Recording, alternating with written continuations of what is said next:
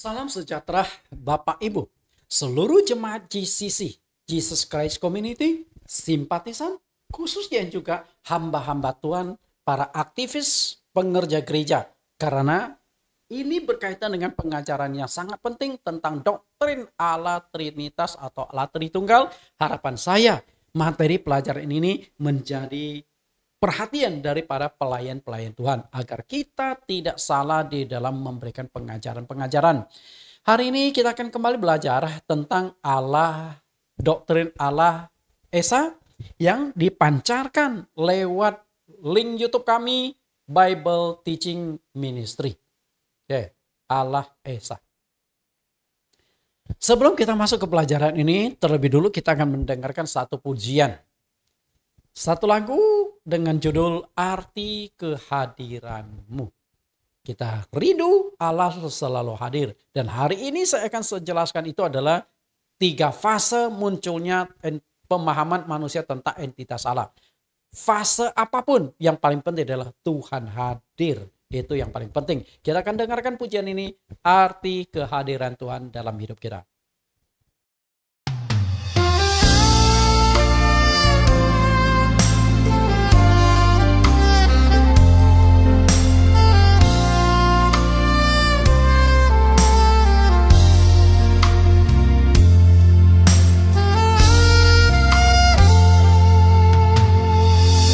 Jalanmu tak terselami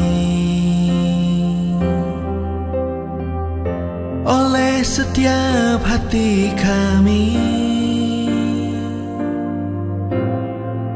namun satu hal ku percaya, ada rencana yang indah. Tiada terduga kasih-Mu,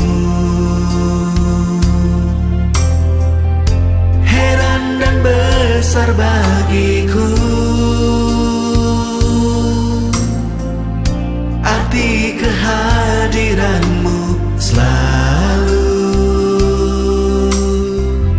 nyata di dalam hidupku.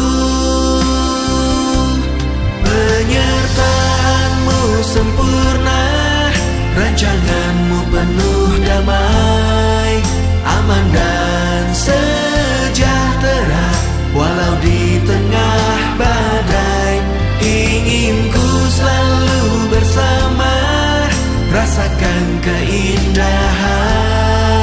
arti kehadiran-Mu Tuhan.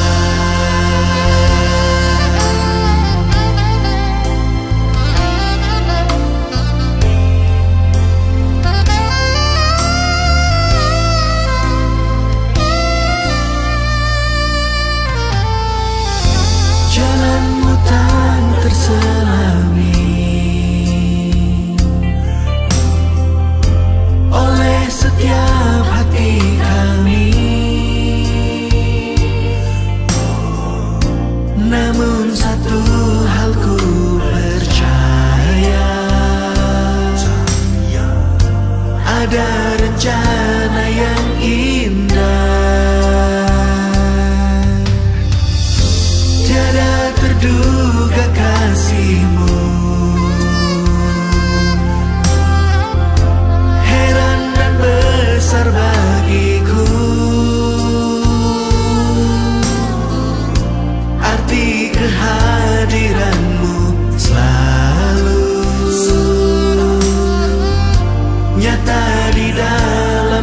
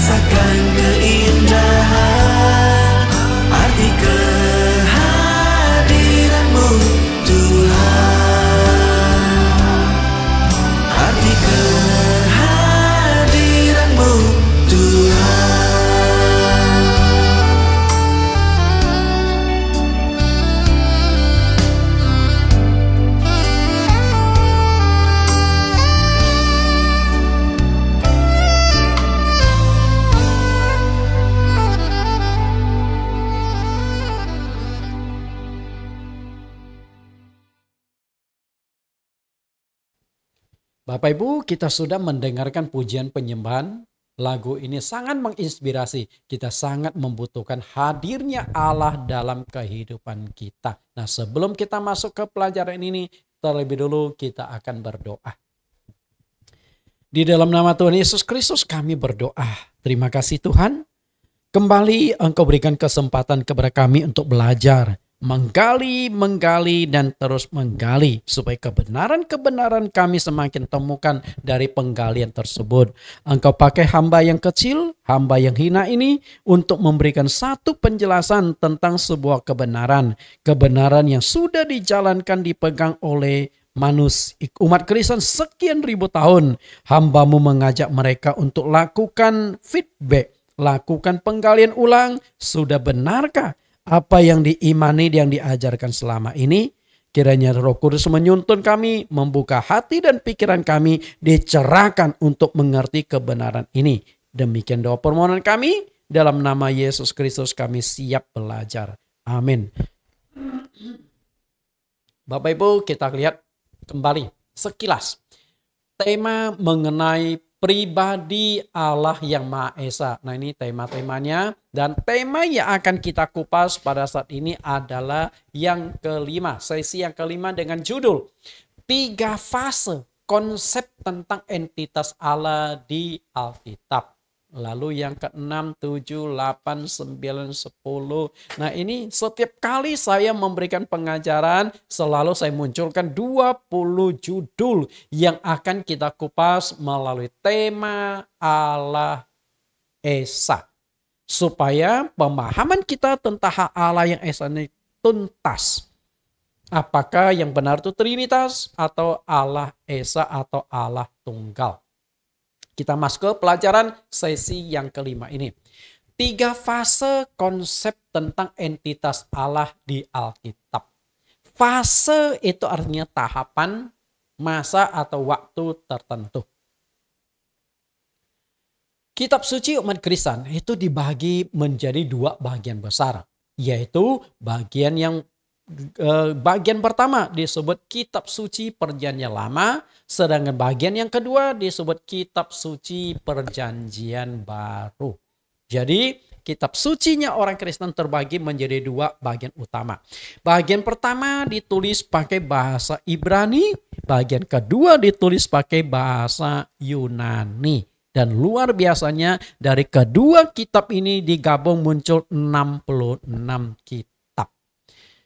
Kapan dimulainya masa perjanjian lama dan masa perjanjian baru? Tentu berkaitan erat dengan kitab perjanjian lama dan kitab perjanjian baru. Tapi antara kitab dengan masa mulai berlakunya kan berbeda. Kita lihat masa berlaku.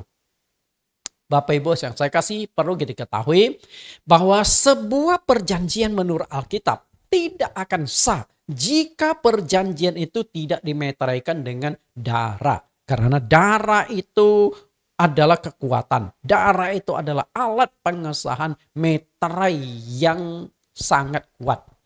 Kita lihat Ibrani 9 ayat 8. Itulah sebabnya maka perjanjian yang pertama tidak disahkan tanpa darah. Artinya perjanjian yang pertama itu baru bisa sah ketika dimeteraikan dengan darah. Kita bandingkan juga Ibrani 9 ayat 20. Sambil berkata, inilah darah perjanjian yang ditetapkan Allah bagi kamu. Ini penting sekali Bapak Ibu, perhatikan kata darah perjanjian. Artinya setiap perjanjian itu harus disahkan melalui darah. Makanya ada perjanjian lama, ada perjanjian baru. Dan itu pun ditegaskan oleh Tuhan, Alkitab. Lihat Keluaran 24 ayat 8. Ini perkataan Musa kepada umat Israel tentang perjanjian. Kemudian Musa mengambil darah itu dan menyiramkan kepada bangsa itu serta berkata, inilah darah perjanjian yang diadakan Tuhan dengan kamu berdasarkan segala firman ini. Darah perjanjian. Jadi perjanjian itu sah, ikatan itu sah. Makanya ketika kalau orang mau mengangkat persaudaraan, kalau Anda lihat dalam film-film silat orang Chinese, jadi dua orang ini akan meneteskan darah di mangkok berisi air. Jadi air yang sudah mengandung darah dari dua orang yang mau angkat saudara itu, lalu mereka minum. Artinya mereka sudah terikat sebagai darah, sebagai saudara. Nah, sama juga ketika seseorang mau mengikat perjanji dengan setan, selalu ada korban darah. Jadi darah itu nyawa, darah itu mengikat seseorang sampai mati. Karena itu di perjanjian lama dimeteraikan dengan darah, demikian pula perjanjian baru dimeteraikan juga dengan darah. Nah, kalau kita mau tahu kapan mulai berlakunya, maka kita akan pelajari bagaimana dimeteraikan dengan darah itu sendiri. Kita lihat perjanjian lama. Dimulainya perjanjian lama adalah sejak Allah menuntun bangsa Israel keluar dari Mesir menuju ke tanah Kanaan atau tanah yang dijanjikan, yang hari ini ada di Palestina. Pada malam terakhir, Tuhan pernah mendatangkan 10 tulah di Mesir ya. Nah 10 tulah Mesir itu sesungguhnya menghajar 10 dewa-dewi yang disembah oleh orang-orang Mesir pada saat itu. Nah dari serangan tersebut di tulah yang terakhir itu berupa tulah kematian anak-anak sulung. Dan yang akan mati itu adalah anak sulung manusia dan juga anak sulung hewan. Maka di seluruh wilayah Mesir itu ada kematian. Karena nggak mungkin tidak ada sulung di dalam keluarga ini. Kalau tidak ada orang maka tidak ada sulung. Oke, bisa saja misalnya dalam satu keluarga ayah ibunya bukan anak sulung. Tapi ketika dia punya anak, maka di sana ada anak sulung. Nah anak sulung itu ternyata tidak dibedakan pria maupun wanita. Pokoknya anak sulung akan mengalami kematian. Karena itulah lalu bagaimana cara menyelamatkan anak-anak sulung. Karena anak sulung bangsa Israel juga terancam kematian. Maka Allah suruh, ya sudah kalian potong anak domba Paskah. Kemudian darah anak domba Paskah itu kalian oleskan di ambang-ambang pintu kedua tiang pintu. Ketika Allah melewati seluruh wilayah Mesir, begitu melihat ada tanda darah, maka Tuhan tidak akan mendatangkan tulah berupa kematian anak sulung di dalam keluarga itu. Nah itulah ikatan perjanjian antara Allah dengan bangsa Israel. Pada saat anak domba darah Paskah itu ditumpahkan, dimulailah sebuah perjanjian antara Allah dengan umat Israel. Nah mestinya perjanjian baru itu dimulai pada saat itu. Perjanjian lama itu dimulai saat itu. Ketika malam sebelum mereka keluar dari Mesir, ada potong hewan. Hewannya darahnya dipakai untuk oles amapir. Nah saat itulah perjanjian baru, perjanjian lama itu dimulai. Jadi anak saya, perjanjian lama dimulai ketika bangsa Israel mulai bergerak keluar dari Mesir menuju ke tanah Kanaan. Setelah anak domba Paskah mereka nikmati makan dagingnya dan juga darahnya dipakai untuk penyelamat menangkal tulah ke-10. Lalu bagaimana dengan perjanjian baru? Sama, tadi saya sudah katakan perjanjian itu baru sah kalau dimeteraikan dengan darah. Nah di perjanjian lama kita kan sudah dengar. Lalu bagaimana dengan perjanjian baru? Kita lihat seharusnya masa perjanjian baru dimulai ketika Tuhan Yesus menumpahkan darahnya di Bukit Golgota untuk menembus dosa semua manusia. Lihat perkataan Tuhan Yesus. Perkataan Tuhan. Matius 26 ayat 28. Sebab inilah darahku, darah perjanjian yang ditumpahkan bagi banyak orang untuk pengampunan dosa. Darah perjanjian, tentu yang dimaksudkan ini adalah perjanjian yang baru. Perjanjian tidak akan dibuat kalau perjanjian yang pertama itu masih berlaku atau perjanjian pertama itu berhasil. Tapi karena perjanjian pertama gagal maka harus diperbarui menjadi perjanjian yang baru. Maka patokan kita untuk keselamatan itu adalah perjanjian baru, bukan berdasarkan perjanjian lama lagi. 1 Korintus 11 ayat 25, juga kamu demikian juga ia mengambil cawan sesudah makan lalu berkata, cawan ini adalah perjanjian baru yang dimeteraikan oleh darahku. Perhatikan kata ini, perjanjian baru yang dimeteraikan oleh darahku. Berarti perjanjian baru itu dimulai ketika Yesus menumpahkan darahnya. Perbuatlah ini setiap kali kamu meminumnya menjadi peringatan akan aku. Jadi sudah jelas ya, perjanjian baru dimulai. Tapi bukan berarti kita perjanjian baru ya, masa perjanjian baru. Dimulai ketika Yesus menumpahkan darahnya. Beda dengan penulisan kitab perjanjian baru. Atau mulai berlakunya kitab perjanjian baru. Belum. Karena ketika Yesus tumpahkan darah, kitab suci perjanjian baru belum ditulis. Oke?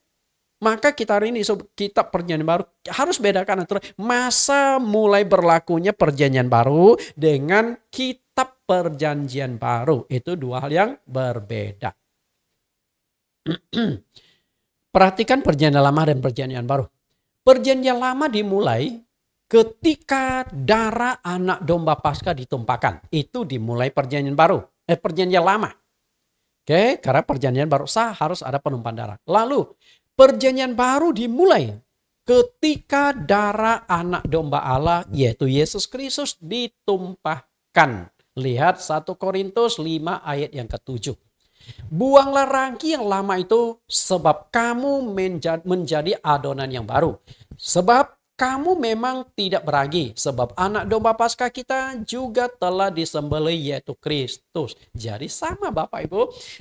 Anak domba Paskah ditumpahkan maka dimulailah perjanjian lama.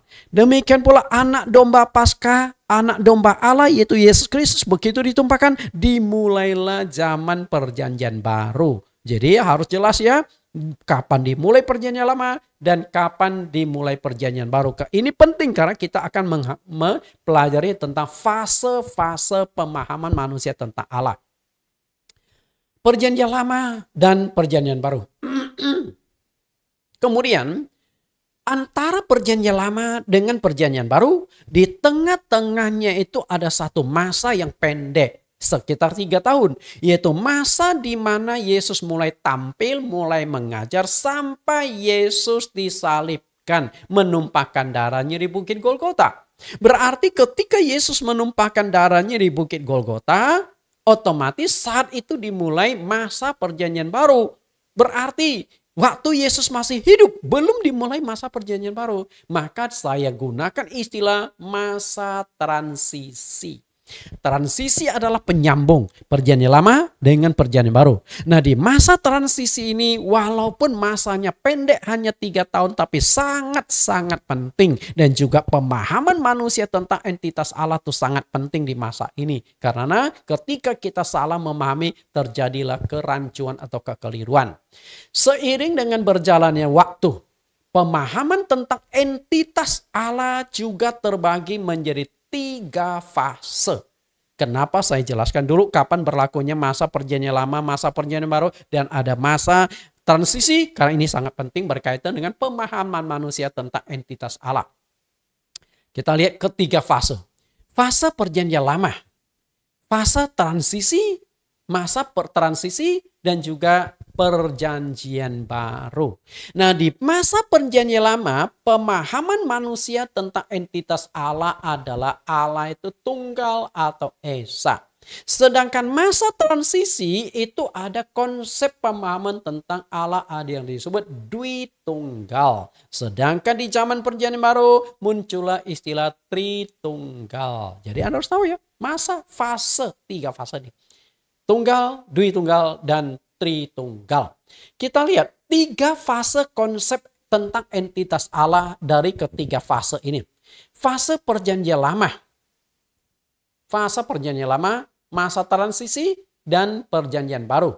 Di perjanjian lama yang dianut itu adalah Allah Esa atau Allah Tunggal.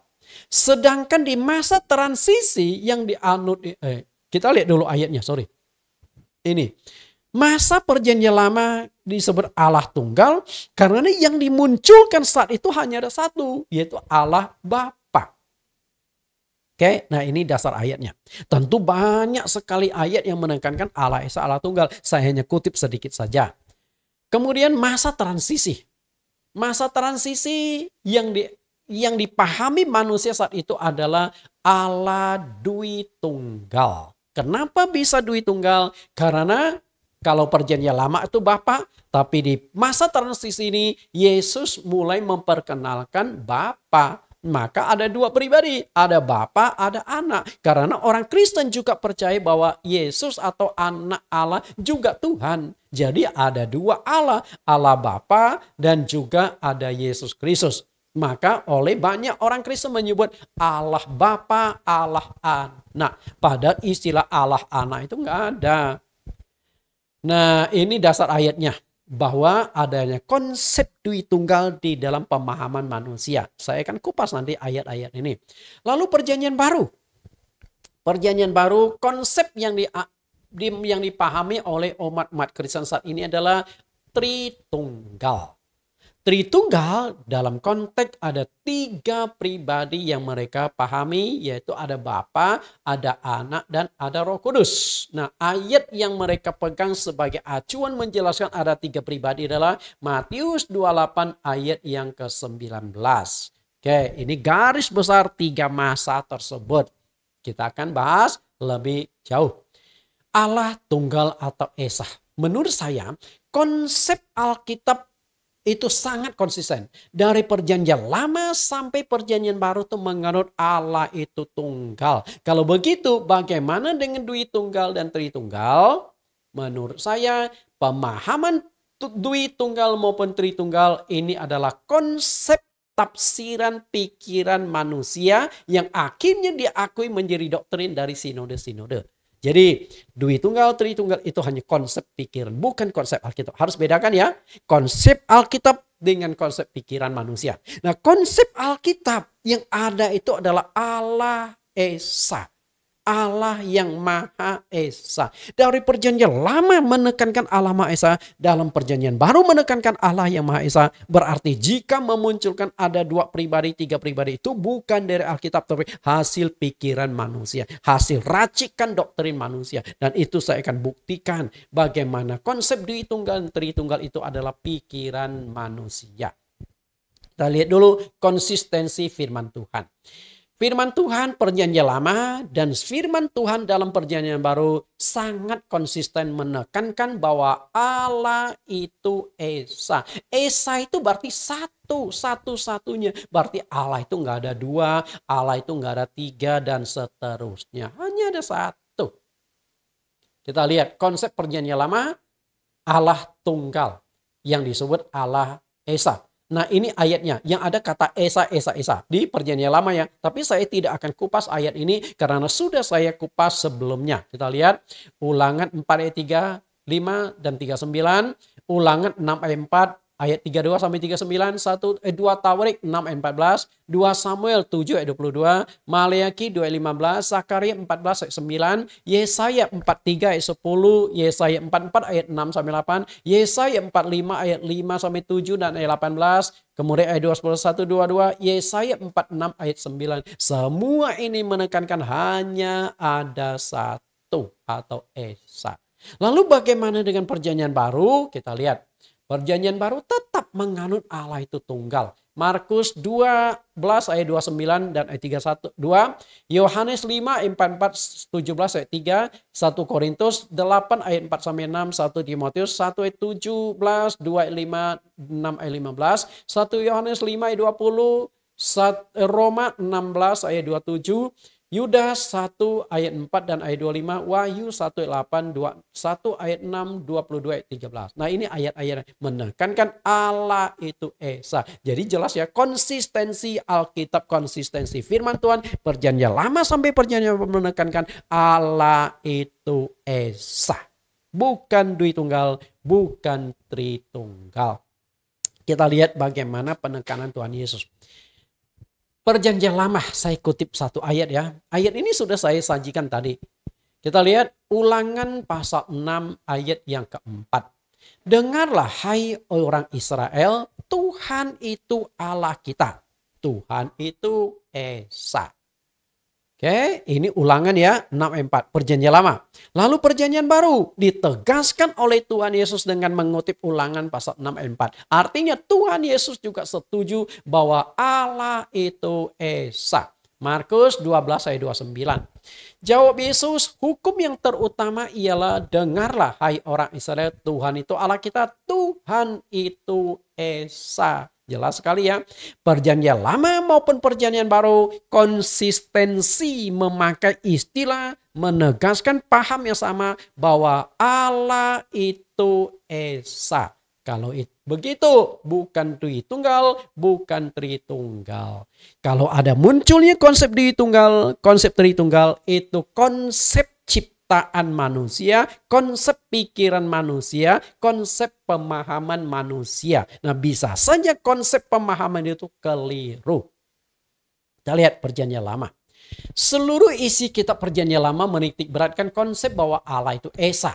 Apakah di perjanjian baru bisa mengalami pergeseran menjadi konsep Allah Tritunggal? Kan aneh. Berarti kan tidak konsisten. Ketika firman Tuhan tidak konsisten, berarti Tuhan juga tidak konsisten. Betul? Kalau firman Tuhan itu konsisten, maka Tuhan juga konsisten. Termasuk Yesus yang diakui sebagai 3 oknum dari Trinitas. Bapa, Anak, Roh Kudus. Sang Anak pun mengatakan Allah itu Esa di Markus pasal 12 yang sudah kita kutip. Yesus tidak mengatakan bahwa Allah itu 2 pribadi, Allah itu 3 pribadi, Duitunggal, Tritunggal. Tidak. Yesus jadi patokan kita yang mengatakan Allah itu Esa. Allah itu hanya ada satu. Lihat kembali penegasan Tuhan Yesus di Markus pasal 12 ayat 28 sampai 32. Karena itu sangat penting. Jadi saya akan tekankan lebih jauh di sini. Markus 12 ayat 28. Lalu seorang ahli Taurat yang mendengar Yesus dan orang-orang Saduki bersoal jawab dan tahu bahwa Yesus memberi jawab yang tepat kepada orang-orang itu, datang kepadanya dan bertanya, hukum manakah yang paling utama? Hukum yang paling utama itu artinya yang paling tinggi, yang menjadi pijakan dari semua hukum-hukum yang lain. Bagaimana Yesus menjawab? Ayat 29. Jawab Yesus, hukum yang terutama ialah dengarlah hai orang Israel, Tuhan itu Allah kita, Tuhan itu Esa. Itulah hukum yang tertinggi. Artinya bahwa Allah itu Esa. Maka seluruh rangkaian pengajaran-pengajaran kita untuk memperkenalkan Allah, menjelaskan tentang entitas Allah, bahwa Allah itu Esa. Esa hanya satu-satunya. Lalu yang ke-30, kasihanilah Tuhan Allahmu dengan segenap hatimu dan dengan segenap jiwamu dan dengan segenap akal budimu dan dengan segenap kekuatanmu. Allah yang Esa kita harus menyembah dengan seluruh kehidupan kita. Ayat 31, dan hukum yang kedua ialah kasihilah sesamamu manusia seperti dirimu sendiri. Tidak ada hukum lain yang lebih utama daripada kedua hukum ini. Jadi hukum hanya ada 2, mengasihi Allah dan mengasihi sesama manusia. Vertikal dan horizontal ketika disatukan menjadi salib. Dan salib adalah Yesus Kristus yang mati di atas kayu salib sebagai Allah yang Maha Esa. Ayat 32. Lalu kata ahli Taurat itu kepada Yesus, tepat sekali guru, benar katamu itu bahwa dia Esa. Bahwa tidak ada yang lain kecuali dia. Kita lihat pemahaman dari orang pemimpin-pemimpin agama Yahudi, yaitu ahli-ahli Taurat. Ayat 33, memang mengasihi dia dengan segenap hati dan dengan segenap pengertian dan dengan segenap kekuatan dan juga mengasihi sesama manusia seperti diri sendiri adalah jauh lebih utama daripada semua korban bakaran dan korban sembelihan. Perhatikan, mengasihi Tuhan dengan segenap pengertian. Berarti ketika pengertian kita tentang Allah itu keliru, kita sudah gak layak. Ayat 34, Yesus melihat bagaimana bijaksananya jawab orang itu dan ia berkata kepadanya, engkau tidak jauh dari kerajaan Allah. Dan seorang pun tidak berani lagi menanyakan sesuatu kepada Yesus. Perhatikan ini, kalimat ini saya ingin tekankan lebih jauh. Kita lihat. Penegasan Tuhan Yesus. Artinya Tuhan yang mengakui bahwa Allah itu Esa. Markus 12 ayat 29, jawab Yesus, hukum yang terutama ialah dengarlah hai orang Israel, Tuhan itu Allah kita dan Tuhan itu Esa. Perhatikan penekanan Tuhan Yesus, Tuhan itu Esa. Bukan Duitunggal, bukan Tritunggal. Lalu bagaimana dengan doktrin atau konsep pemahaman bangsa Yahudi? Apakah bangsa Yahudi menganut Allah itu jamak? Lihat Markus 12 ayat 32.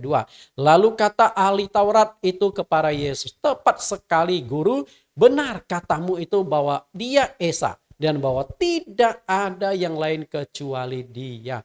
Kayaknya pemimpin Yahudi juga ingin menekankan, Yesus, engkau tuh bukan Allah loh. Oke? Karena Allah hanya satu. Karena itu engkau tidak bisa disebut Allah. Jadi secara terselubung ini yang ingin ditekankan. Karena mereka khawatir. Nanti ketika ajaran Yesus berkembang, lalu orang-orang yang percaya Yesus menyembah Yesus menjadikan Yesus itu sebagai Tuhan. Nah itu yang mau mereka cegah gitu loh. Tapi Yesus juga menekankan bahwa Allah itu Esa. Nah tinggal pemahaman, betul nggak Allah Yesus itu Allah yang Esa? Nah itu yang menjadi persoalan. Lalu ayat 34, kata ketika Yesus melihat bagaimana bijaksana orang itu menjawab, dia berkata, engkau tidak jauh dari kerajaan Allah. Berarti penting ini ya, pemahaman tentang Allah yang benar akan menuntun kita pada keselamatan. Berarti bukan hanya sekedar pengetahuan, bukan hanya sekedar doktrin, tapi sangat menentukan ketika pemahaman kita tentang entitas Allah keliru itu mempertaruhkan keselamatan kita. Kenapa saya katakan demikian? Karena untuk memperoleh anugerah keselamatan kita harus percaya. Lalu siapa yang kita percayai? Apakah percaya kepada Bapa, percaya kepada Anak, atau percaya kepada Roh Kudus? Yang kita percaya itu satu-satunya adalah Yesus. Karena begitu kita sudah percaya Yesus, maka otomatis kita sudah percaya kepada Bapa maupun Roh Kudus. Karena sama. Oke, sama. Kenapa saya katakan sama? Yesus adalah Bapa yang inkarnasi menjadi manusia. Roh Kudus itu rohnya Tuhan Yesus sendiri. Maria mengandung, Roh Kudus turun masuk ke dalam rahim Maria. Nah yang ada di dalam kandungan Maria itu jelas Roh Kudus. Roh Kudus dikandung 9 bulan, Roh Kudus dilahirkan dalam bentuk daging yang hari ini kita sebut Yesus Kristus. Dan lebih jauh dibuktikan bahwa Roh Kudus itu rohnya Yesus. Kisah Rasul pasal 16 ayat 6 sampai ayat yang ke-7. Roh Kudus disebut roh Yesus sendiri. Jadi pemahaman yang keliru akan membawa kita ke konteks yang keliru. Karena ada satu kelompok Kristen yang menganggap Yesus hanya manusia sempurna. Mereka percaya satu-satunya Allah yang mereka kenal dengan istilah Yehova. Oke, Yehova. Maka ada kelompok ini yang mengagungkan Bapa, mengabaikan Anak. Nah itu yang masalah. Ketika pemahaman kita keliru, ya begitu. Oke. Yang menyelamatkan kita adalah Yesus. Kita lihat. Esa atau tunggal. Berarti pemikiran konsep dwi tunggal maupun tritunggal menurut saya tidak alkitabiah, tidak sesuai dengan Alkitab. Ini hanya pikiran manusia, bukan konsep Alkitab. Karena Alkitab tidak pernah menggunakan istilah tritunggal atau trinitas. Tritunggal atau trinitas itu hanya istilah yang muncul dan munculnya juga dari filsafat-filsafat kuno. Trinitas, Tritunggal jauh sebelum agama Kristen ada, istilah Trinitas, Tritunggal sudah dianut dan dipakai oleh agama-agama penyembah berhala yang kuno. Nah itu akan saya kupas di bab yang ke-6. Itu lebih tajam karena bab 6 kita akan belajar sejarah dari mana asal usul munculnya istilah Tritunggal atau Trinitas. Kita akan bahas 3 fase tersebut. Fase yang pertama itu adalah Allah tunggal. Nah ini fase yang berlaku di zaman perjanjian lama. Oke, Allah tunggal. Sudah banyak saya buktikan ayat-ayat di perjanjian lama bahwa Allah itu Maha Esa. Nah saya kutip 1-2 ayat lagi supaya lebih tegas. Yesaya 44 ayat 6. Beginilah firman Tuhan, Raja dan Penebus Israel, Tuhan semesta alam. Akulah yang terdahulu dan akulah yang terkemudian. Tangkap nggak? Yang pernah mengucapkan kalimat aku yang terdahulu dan aku yang terkemudian? Kalimat ini pernah diucapkan oleh Yesus di kitab Wahyu. wahyu. Berarti kalimat ini diucapkan Allah di perjanjian lama, seharusnya Yesus itu adalah Allah di perjanjian lama juga. Bisa nangkap kalimat ini? Lalu kalimat selanjutnya, tidak ada Allah selain daripadaku. Berarti satu-satunya Allah, tidak ada yang lain. Tidak dui tunggal, tidak tritunggal. Karena kalau ada dui tunggal berarti ada dua pribadi, tritunggal ada tiga pribadi. Hanya ada satu. Yesaya 45 ayat 5. Akulah Tuhan dan tidak ada yang lain. Kecuali aku tidak ada Allah. Aku telah mempersenjatai engkau sekalipun engkau tidak mengenal aku. Supaya orang tahu dari terbitnya matahari sampai terbenamnya bahwa tidak ada yang lain di luar aku. Akulah Tuhan, tidak ada yang lain. Jadi kembali ditegaskan. Dari matahari terbit sampai tenggelam. Artinya di muka bumi, di alam semesta ini hanya ada satu Allah. Maka jangan munculkan Allah-Allah lain.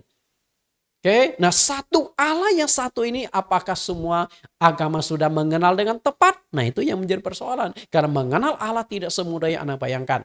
Jika agama-agama lain bisa salah mengenal Allah, di Kristen pun bisa salah mengenal Allah. Allah yang tunggal Esa dipahami jadi dwi atau tri. Ayat 7.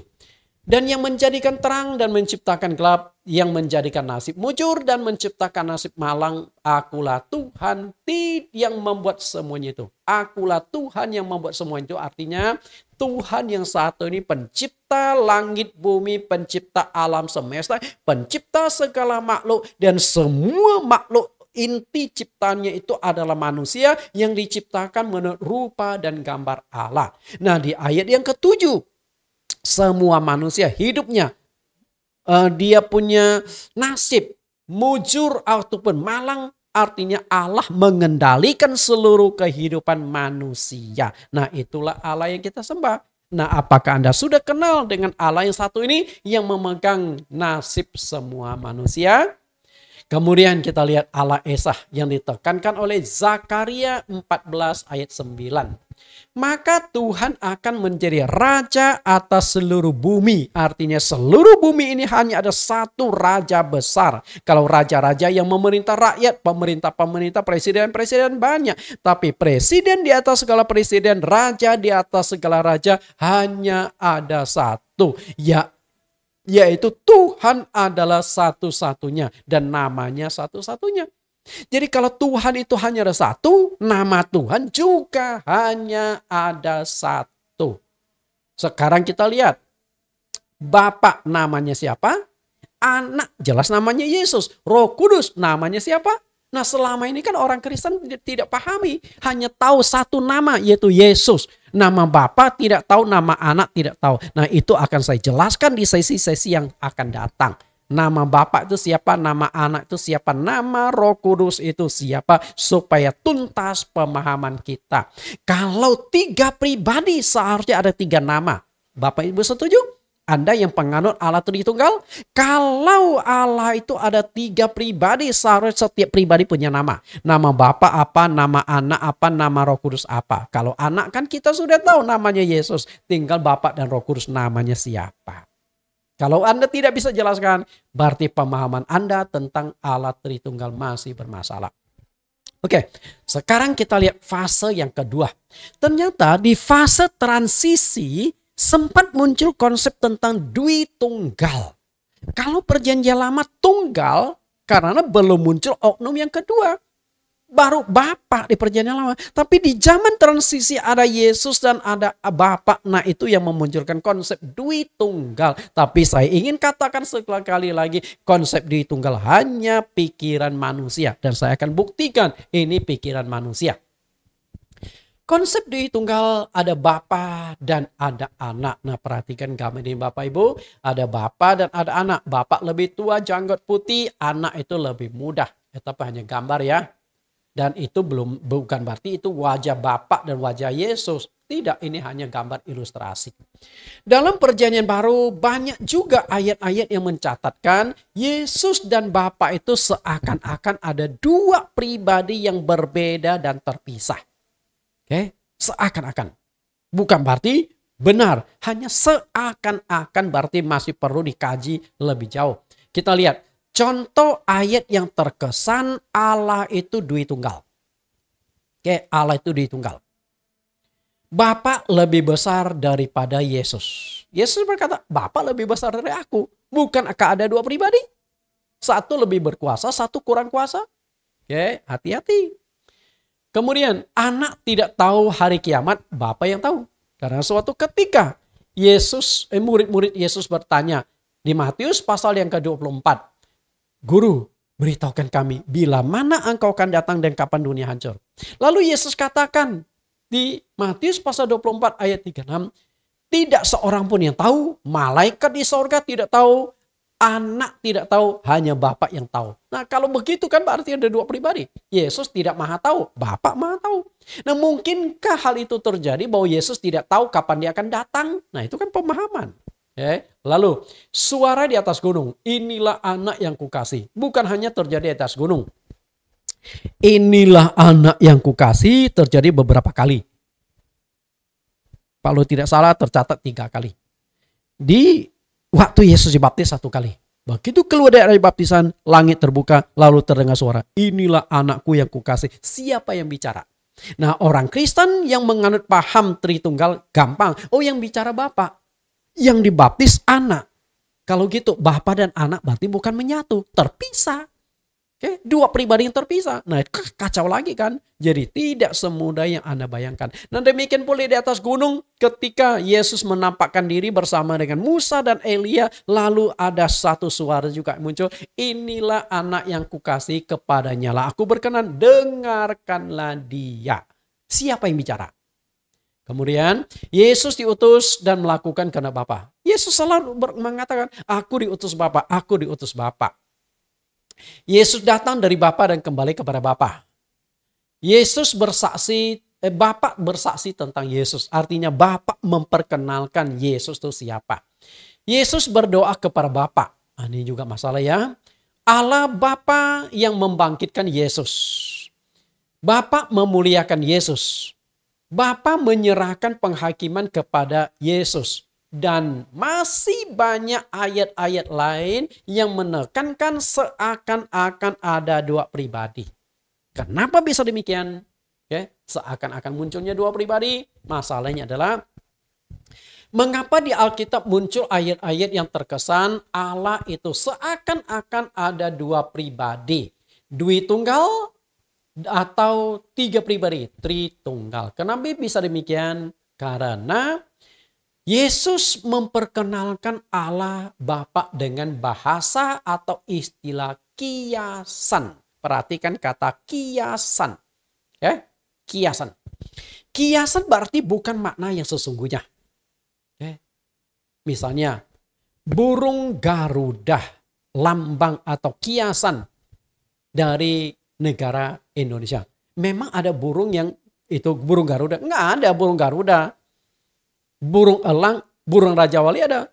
Burung Garuda itu hanya satu simbol kiasan untuk negara Indonesia. Karena itu diciptakan burung Garuda. Jadi burung Garuda bukan ciptaan Tuhan. Burung Garuda itu ciptaan bangsa Indonesia. Coba perhatikan. Di lehernya, bulu-bulunya itu ada 19. Artinya tahun 19. Lalu kemudian ada bulunya 45, artinya Indonesia merdeka tahun 1945. Nah kemudian ekor dari burung Garuda itu ada 8 helai, artinya tanggal 8 bulan Agustus, artinya bulan Agustus.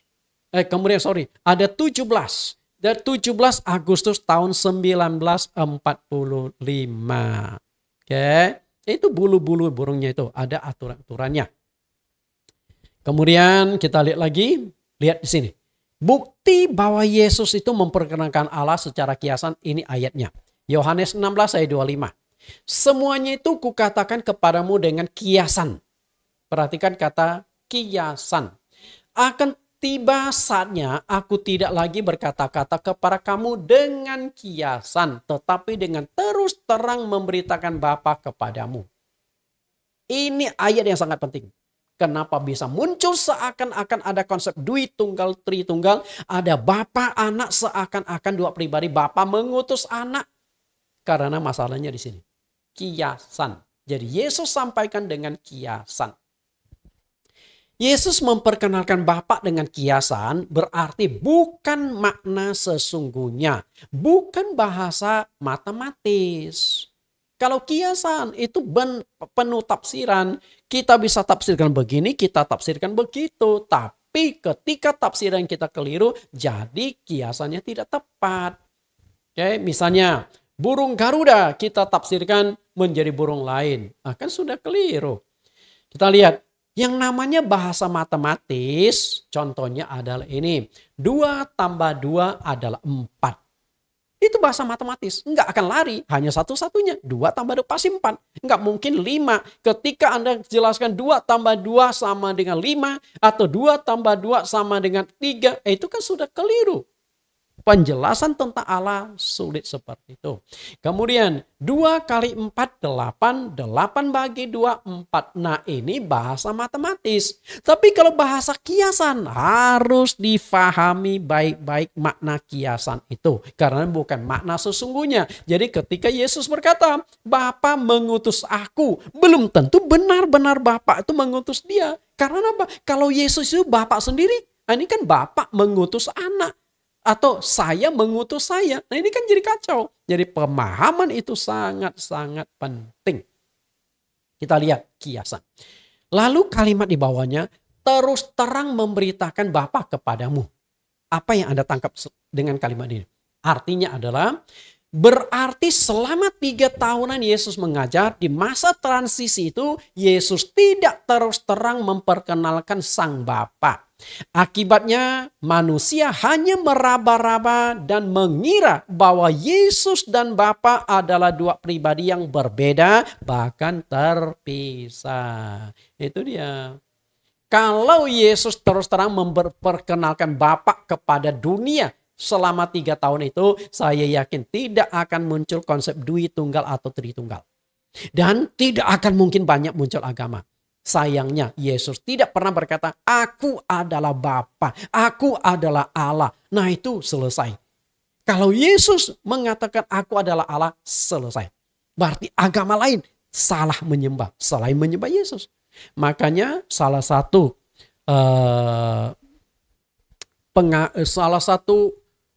pimpinan Islam di Malaysia, Dr. Zakir Naik pernah mengatakan, kalau betul Yesus pernah ucapkan, aku adalah Allah, saya akan dipercaya dan dibaptis. Dan memang Yesus itu enggak mengatakan, kenapa? Dia enggak terus terang. Kalau dia terus terang berarti ada disembunyikan. Nah itu yang perlu kita cari, yang disembunyikan Yesus tentang Bapak ini siapa? Roh Kudus siapa? Kalau anak kan kita tahu anak itu Yesus. Berarti ada yang disembunyikan. Bapak masih disembunyikan. Roh Kudus masih disembunyikan. Nah sesuatu yang disembunyikan itulah yang perlu kita gali sampai muncul. Sehingga kita mengenal Bapak dengan baik. Mengenal anak dengan baik. Mengenal Roh Kudus dengan baik. Nah kalau pemahaman kita sudah benar, sudah baik. Maka tidak akan muncul doktrin dui tunggal maupun tritunggal. Karena Alkitab tidak pernah mengajarkan dui tunggal maupun tritunggal. Karena Yesus tidak berterus terang memperkenalkan entitas Bapa, melainkan dengan bahasa kiasan, maka sangat berpotensi terjadinya salah tafsir mengenai siapa Bapa itu sesungguhnya.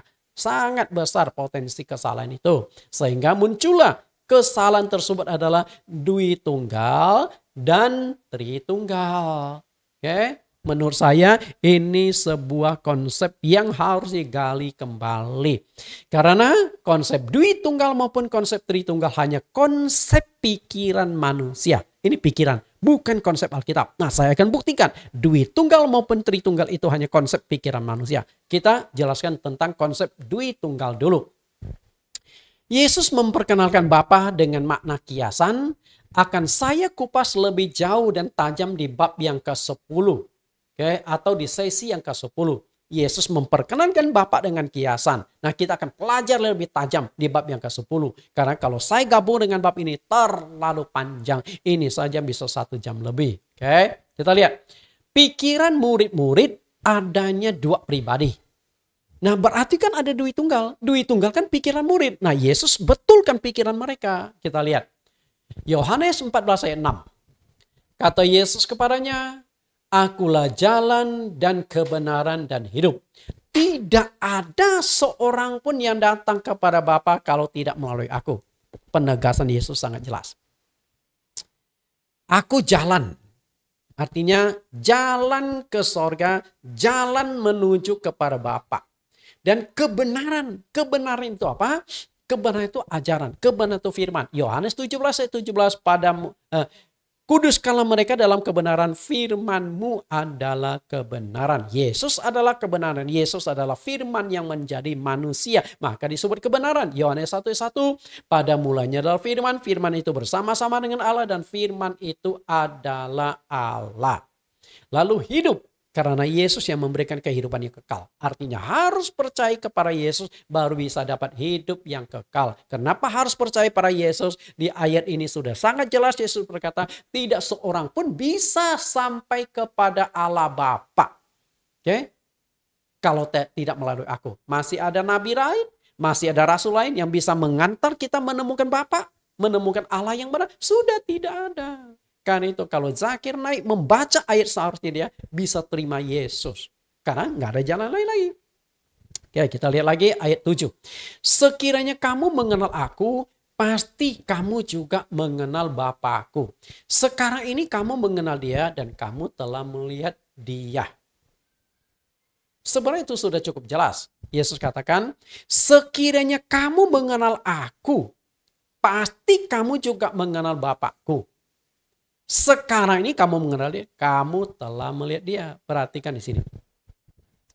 Yesus katakan, kalau kalian sudah kenal aku, berarti karena sudah kenal Bapa di sorga. Sudah melihat aku, berarti sudah melihat Bapa di sorga. Jadi kesan kita itu apa? Kesan kita itu apa? Seharusnya Yesus dengan Bapa orangnya sama. Allah dengan Yesus orangnya sama. Seharusnya begitu. Tapi apakah murid-murid bisa nangkap? Enggak. Kenapa tidak nangkap? Karena di dalam pikiran mereka itu ada konsep 2 pribadi. Bapa di atas, anak di bawah. Kami sudah kenal Bapak kami sudah kenal anak sekitar 3 tahun. Bapak belum kami kenal. Padahal barusan Yesus ngomong, kalau kalian sudah kenal aku, sudah kenal Bapa di sorga. Sudah lihat aku, sudah lihat Bapa di sorga. Mestinya itu sudah clear and clean. Tapi tetap gak menangkap karena pola pikir mereka itu ada 2 pribadi. Tapi mereka gak berani tanya. Akhirnya saling sikut. Yang satu sikut ini, karena mereka bingung. Selama ini di konsep pikiran murid-murid itu ada 2 pribadi. Yang satu ini sikut, yang satu ini sikut. Saling sikut, geleng-geleng kepala. Termasuk Petrus kena sikut. Yuk yang tanya. Petrus diam saja. Nah, salah satu murid yang kena sikut namanya Filipus. Akhirnya dia yang mengajukan pertanyaan. Kita lihat. Kata Filipus kepadanya, Tuhan, tunjukkan Bapa itu kepada kami. Itu sudah cukup bagi kami. Perhatikan kata kami. Artinya Filipus bertanya itu bukan mewakili dirinya sendiri. Bukan dia yang bingung sendiri. Enggak. Semua rasul itu bingung. Tapi enggak ada yang berani bertanya. Karena takut disemprot sama guru mereka. Maka Filipus mungkin sikut yang paling kena terakhir disikut. Akhirnya dengan berani bertanya mewakili temannya. Tunjukkan Bapa itu kepada kami. Artinya apa? Hadirkan Bapa di sorga di samping Anda. Supaya kami bisa melihat. Itu sudah cukup. Dengan kata lain. Yesus kami sudah kenal 3 tahun. Tapi Bapa belum kami kenal. Belum kami lihat. Maka supaya bisa kami lihat. Tunjukkan. Nyatakan. Nah, pertanyaan saya adalah begini. Anda yang mendengarkan khotbah saya saat ini. Perhatikan baik-baik pertanyaan saya dan jawab dalam hati saja. Karena kan gak mungkin saya bertanya jawab dengan Anda lewat ibadah live streaming ini. Yesus itu maha kuasa. Jalan di atas air. Meredakan angin ribut. Membangkitkan orang mati. Okay? Tidak ada yang mustahil bagi Tuhan. Apapun bisa dia lakukan.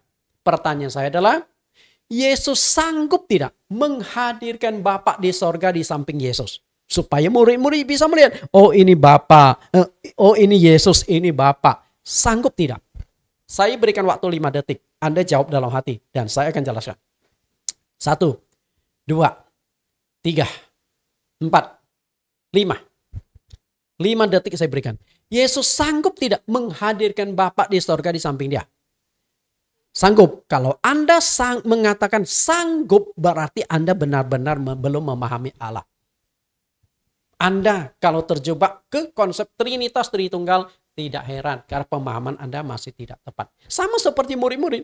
Pemahaman mereka itu ada 2 pribadi, bukan 1 pribadi. Maka mereka minta Yesus hadirkan, tunjukkan Bapa itu secara jelas supaya mereka tahu, oh ini Bapa, ini anak. Dan itu Yesus tidak bisa lakukan. Kenapa demikian? Karena Yesus itu Bapa sendiri.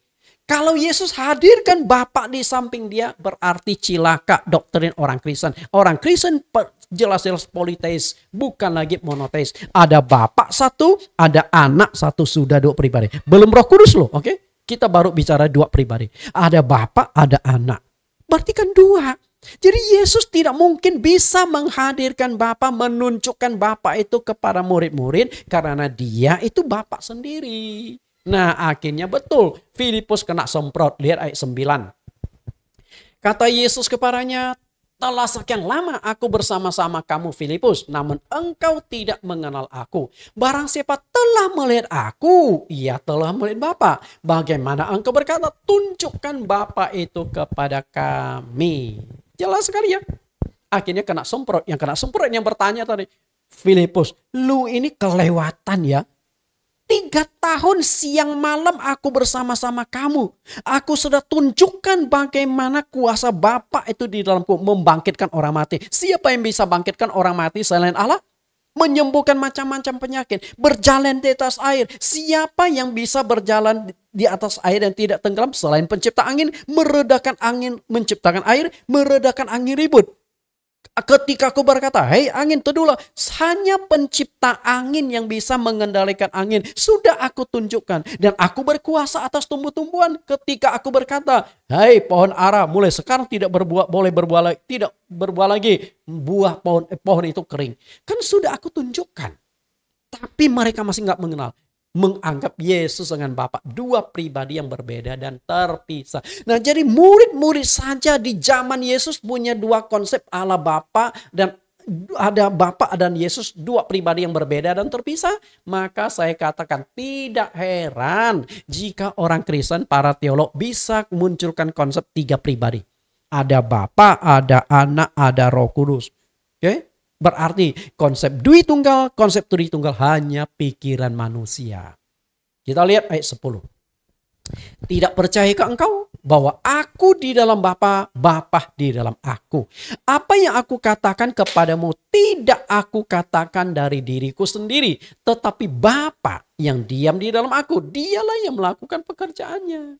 Jadi satu, orangnya itu sama. Aku di dalam Bapa, Bapa di dalam aku. Artinya kalau engkau sudah lihat aku, berarti sudah lihat Bapa. Itu orang yang sama. Oke. Anggapan adanya 2 pribadi yang berbeda dan terpisah semakin diperkuat ketika murid-murid Yesus melihat Yesus berdoa. Lukas 11 ayat 1. Pada suatu kali Yesus sedang berdoa. Di salah satu tempat ketika ia berhenti berdoa, berkatalah seorang dari murid-muridnya kepadanya, Tuhan ajarlah kami berdoa sama seperti yang diajarkan Yohanes kepada murid-muridnya. Bapak Ibu, semakin kental pemahaman mereka bahwa ada 2 pribadi. Kenapa saya katakan demikian? Sebagaimana pandangan umum bahwa yang namanya doa seharusnya ada 2 pihak. Yang berdoa dan yang menjawab doa. Yang mengajukan permohonan dan yang mengabulkan permohonan. Seharusnya ada 2 pribadi. Betul? Dan itu pula yang dipegang oleh orang Kristen. Kalau Yesus itu adalah Allah, berarti Yesus berdoa pada dirinya sendiri dong. Oke, nanti saya akan jelaskan lebih rinci, jelaskan lebih tajam. Bahkan di saat terakhir hidupnya pun Tuhan Yesus masih mengajak 11 muridnya untuk berdoa bersama dengan dia di Taman Getsemani. Kesan adanya dua pribadi Allah semakin kuat. Ada Bapa, ada Anak. Dua pribadi yang berbeda dan terpisah. Matius 26 ayat 39. Ia maju sedikit lalu sujud dan berdoa. Katanya, ya Bapakku, jikalau sekiranya mungkin biarlah cawan ini lalu daripadaku. Tetapi janganlah seperti yang engkau kehendaki, melainkan seperti yang engkau kehendaki. Yesus bicara sama siapa? Yesus berdoa kepada siapa? Kan jelas ada dua pribadi, betul? Nah, kalau kita memahami dua pribadi, pertanyaan saya adalah, Yesus dengan Bapa itu terpisah atau menyatu?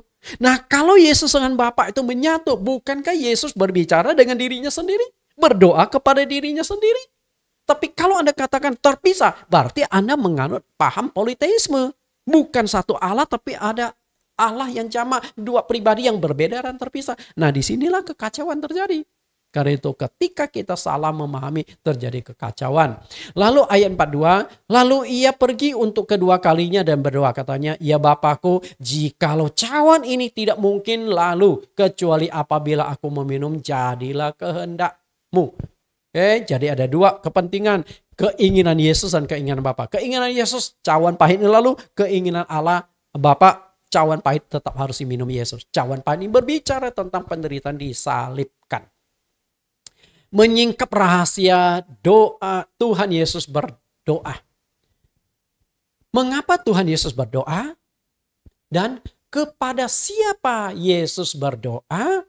Nah, ini sudah saya kupas cukup tajam melalui satu tema, yaitu doa malam terakhir di Taman Getsemani. Dan itu sudah saya jelaskan di dalam YouTube saya. Kita lihat, doa pada malam terakhir di Taman Getsemani ternyata banyak pengajaran-pengajaran yang penting. Paling tidak ada 7 pengajaran penting ketika Yesus berdoa di Taman Getsemani. Yang pertama, mengapa dan kepada siapa Yesus berdoa. Nah, ini jelas. Nah, di sini saya jelaskan kepada siapa Yesus berdoa, lalu mengapa Yesus itu berdoa. Lalu pengajaran di Taman Getsemani, membentuk doa kelompok kecil. Karena waktu doa Yesus ajak 11 murid. Yudas nggak ikut. 11 murid. Tapi setelah itu Yesus ajak 3 orang. Petrus, Yakobus, Yohanes, 1 lemparan batu. Nah, inilah contoh membentuk kelompok kecil. Lalu 1 jam adalah standar doa waktu yang aman.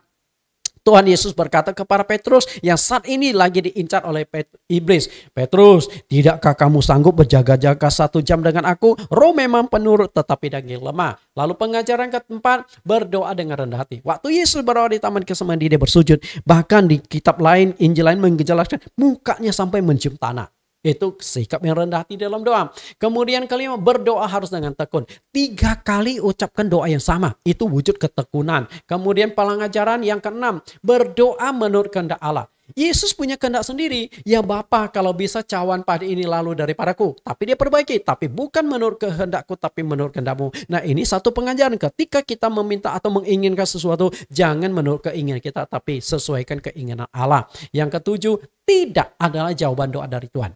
Artinya Yesus punya doa dijawab enggak oleh Bapa di sorga? Enggak.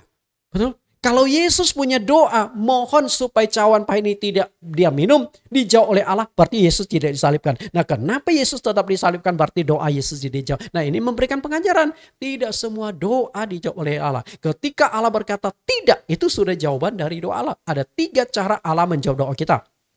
Pertama, iya. Nah, itu paling enak. Kita doa, dia langsung jawab. Yang kedua adalah nanti. Artinya suatu saat Tuhan akan kabulkan. Berarti tinggal kita menunggu.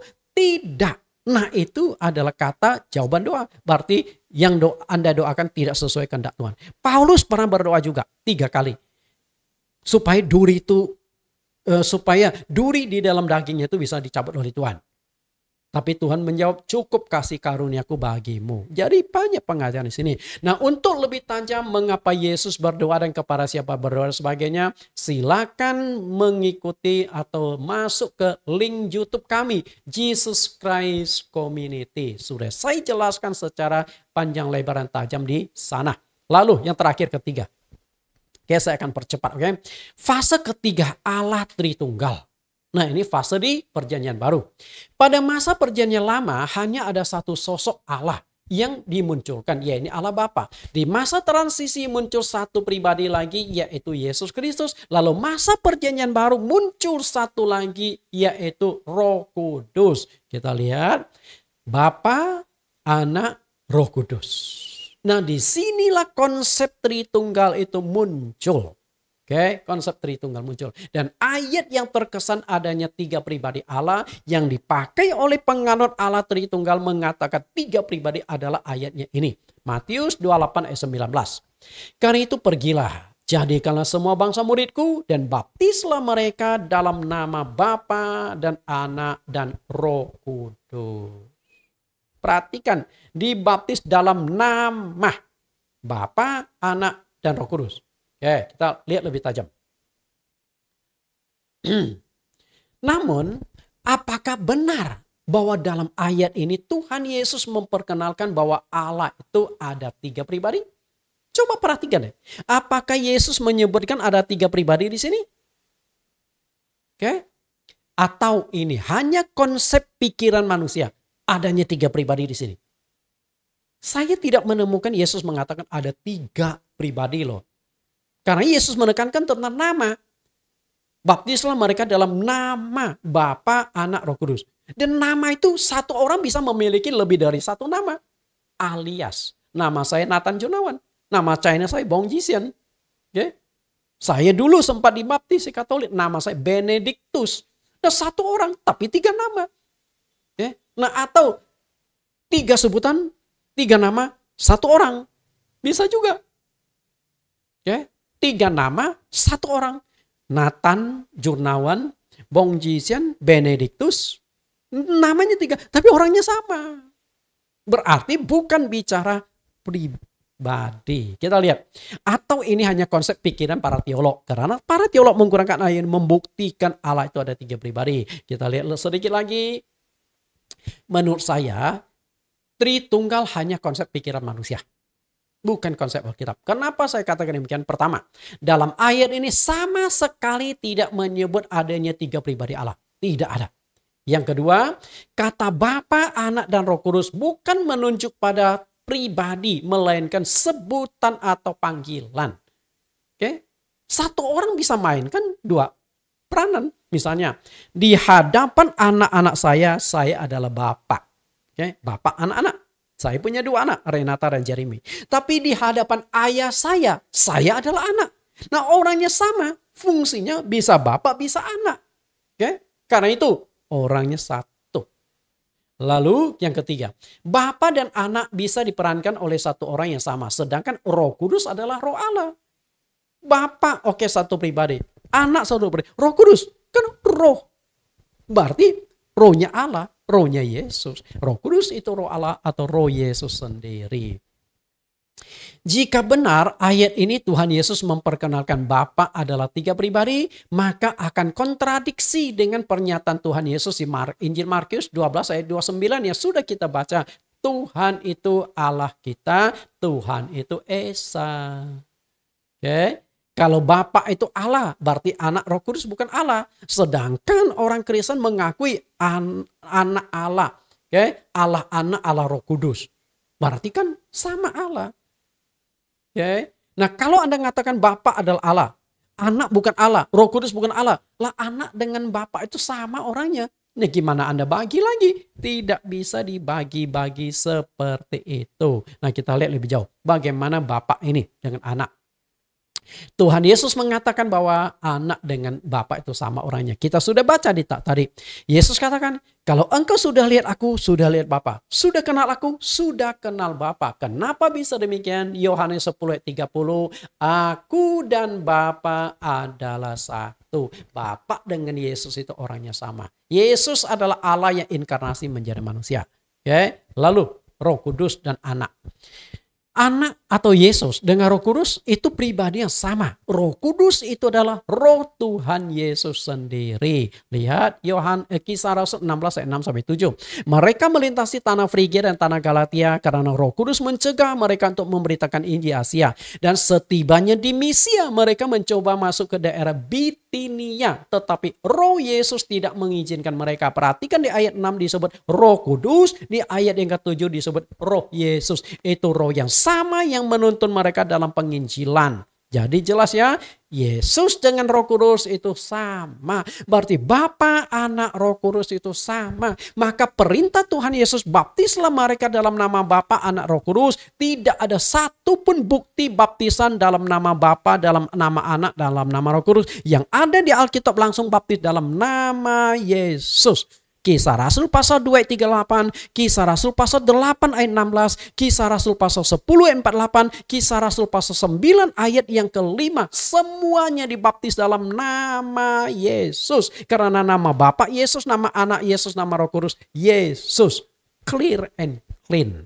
Oke, karena itu sebagai kesimpulan, bagaimana sebenarnya hubungan Bapa dengan Anak dan Roh Kudus akan dikupas lebih tajam pada sesi yang ke-8 dengan judul Bapa, Anak, dan Roh Kudus. Matius 28 ayat 19, apakah itu 3 pribadi Allah? Tunggu kupasan, tunggu pembahasannya di sesi yang ke-8. Tuhan Yesus memberkati. Kita berdoa. Di dalam nama Tuhan Yesus kami berdoa. Kembali kami mengucap syukur. Satu lagi kebenaran yang Tuhan singkapkan bagi kami untuk mengenal entitas Allah. Sesungguhnya Allah itu Maha Esa. Jika muncul konsep Dwi Tunggal Tritunggal, bisa saja itu konsep pikiran manusia, bukan penjelasan penegasan Alkitab. Karena Alkitab adalah firman Tuhan yang konsisten, perjanjian lama maupun perjanjian baru. Bahkan Yesus Kristus sendiri sebagai bagian dari Tritunggal yang dipercaya oleh umat Kristen umumnya mengatakan Allah itu Bapa itu, Allah itu Esa, dan Allah itu yang layak disembah.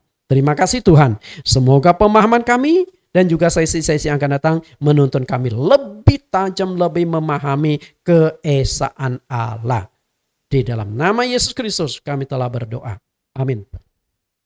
Bapak Ibu, kita dengarkan satu pujian, Jalan Tuhan, Waktu Tuhan. Kenapa sih tekankan waktu Tuhan? Karena kita belajar 3 fase tentang Allah. Fase perjanjian lama, fase transisi, fase perjanjian baru. Waktu Tuhan, Tuhan menyatakan diri. Sampai bertemu di sesi yang selanjutnya.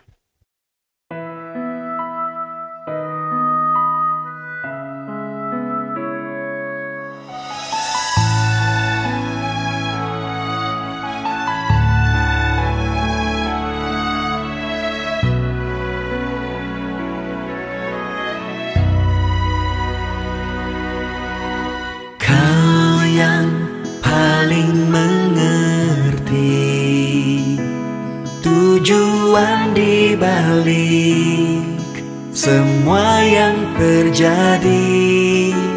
Kau yang paling berkuasa untuk menggenapkan yang kau rencanakan. Ku percaya jalan Tuhan terbaik bagiku. Ku percaya waktu Tuhan terindah bagiku.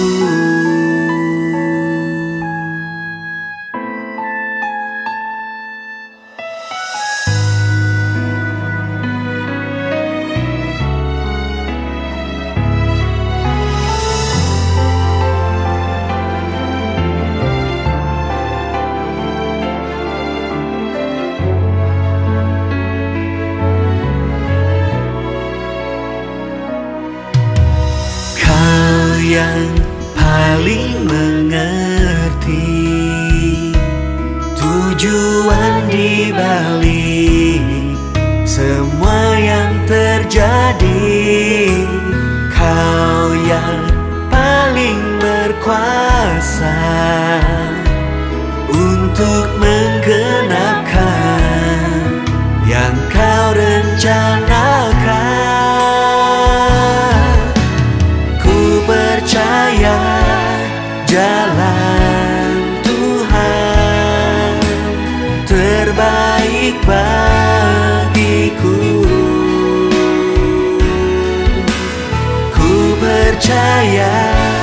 waktu Tuhan terindah bagiku. Oh, ku percaya jalan Tuhan terbaik bagiku. Ku percaya waktu Tuhan terindah bagiku.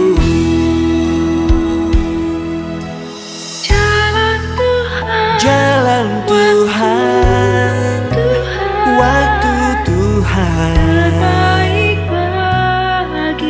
terbaik bagiku, terindah bagiku.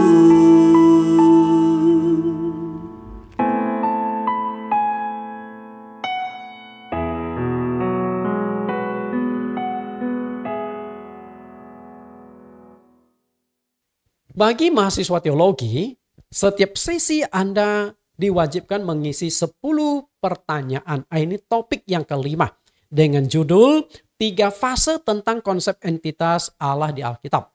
Pertanyaannya adalah yang pertama, Alkitab terbagi menjadi 2, Perjanjian Lama dan Perjanjian Baru. Sebuah perjanjian baru sah jika dimeteraikan oleh apa? Tuliskan ayatnya. Yang kedua, kapan berlakunya masa perjanjian lama dan masa perjanjian baru? Jelaskan dengan dukungan ayat Alkitab. 3. Antara perjanjian lama dengan perjanjian baru, di tengah-tengahnya ada satu masa pendek yang disebut masa apa dan berapa lama masa itu. Yang keempat, jelaskan secara ringkas 3 fase konsep pemahaman manusia tentang entitas Allah dalam Alkitab. Yang kelima, apakah Anda setuju bahwa Dwi Tunggal dan Tritunggal hanyalah konsep pikiran manusia? Bagaimana Anda jelaskan hal tersebut? Yang keenam, jelaskan secara ringkas dengan model skema 3 fase tersebut. Fase pertama, entitas ada berapa dan siapa? Tuliskan ayatnya. Fase kedua, entitasnya ada berapa dan siapa saja? Tuliskan ayatnya. Fase ketiga, entitasnya ada berapa dan siapa saja? Tuliskan juga ayatnya. Bukan teks ayatnya, tapi ayat-ayatnya, pasal ayat gitu. 7. Alkitab Perjanjian Lama sampai Perjanjian Baru sangat konsisten memperkenalkan bahwa Allah itu Esa. Tuliskan ayat baik Perjanjian Lama maupun Perjanjian Baru konsistensi tersebut. Nah, ini cukup ayatnya saja. Kan Anda tinggal contek masukkan tulisan Perjanjian Lama ayatnya apa saja. 8. Tuliskan ayat Alkitab yang terkesan seakan-akan Allah itu Dwi Tunggal. Yang ke-9, Yesus memperkenalkan Bapa dengan makna kiasan. Tuliskan ayatnya. Yang ke-10, Matius 28 ayat 19, 3 pribadi Allah itu hanya konsep pikiran para teolog. Tuliskan 3 alasan untuk membantah bahwa ayat tersebut, bahwa ayat itu hanya ada satu pribadi. Atau ayat itu tidak menjelaskan adanya 3 pribadi Allah. Oke, silakan isi lengkap, ketik dan emailkan kembali ke penyelenggara sekolah teologi online. Tuhan Yesus berkati.